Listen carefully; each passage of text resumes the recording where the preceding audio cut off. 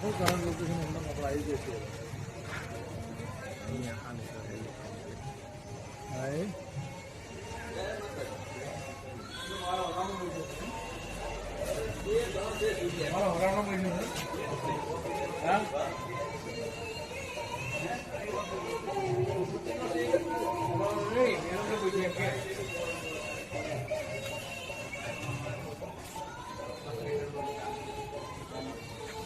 આપણા આગેવાન શ્રીઓ આવી ગયા છે.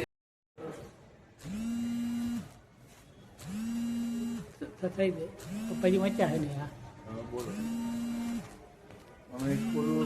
હાલો અમે અત્યારે કુલ વૃક્ષની ઓફિસે તપાસ કરવા માટે આવ્યા છીએ. મારી સાથે રાકેશભાઈ બારોટ અને ઈશ્વરદાનભાઈ સોનરાત ઈશ્વરભાઈ પણ અહીં આવો. આવેલ છે.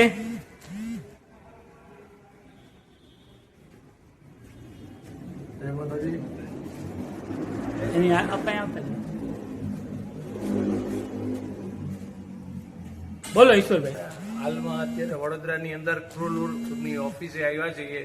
પેલા ઓફિસ બંધ કરીને જતા રહ્યા છે. હેલિક્સ કોમ્પ્લેક્સ 505 નંબર છે. આ 4 નંબરની બાજુમાં 5 નંબર છે. ચાલો એની ઓફિસે જઈને જોઈએ. લોક મારેલો છે.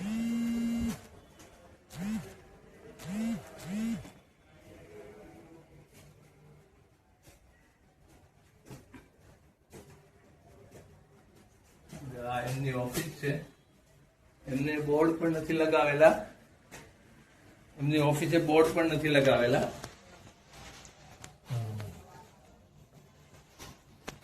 અહીંયા લોક મારીને જતા રહ્યા છે.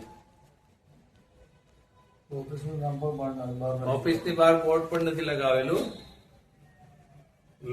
લોક મારેલો છે. આપણા બારોટ સમાજના આગેવાનો સાથે અમે અહીંયા સર્વે કર્યું, જોયું ત્યારે ઓફિસ બંધ છે, લોક મારેલું છે. એ બોર્ડ પણ મારેલું નથી. પાંચમી માળ. એ ખાલી નામ જ વટાવે છે બારોટ સમાજનું. આપણું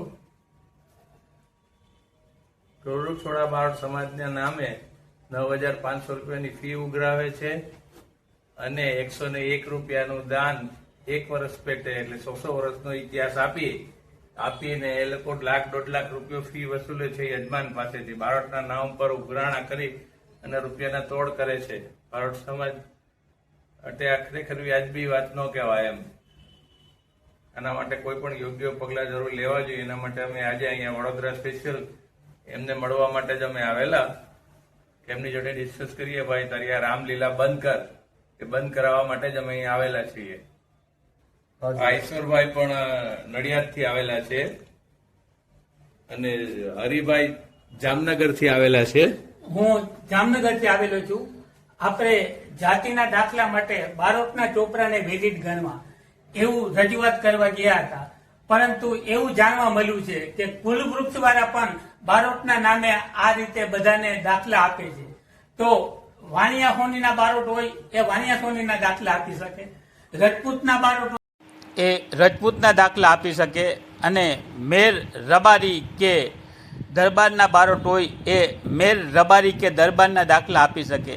પણ કોઈ એક વ્યક્તિ કે કોઈ એક સંસ્થા બધી જ્ઞાતિના દાખલા કેવી રીતે આપી શકે? એ તપાસ કરવા માટે અમે વડોદરા કુલવૃક્ષની ઓફિસે આવેલા હતા. અમે બધા સ્પેશિયલ ગાંધીનગર ગયેલા આવેદનપત્ર આપવા માટે.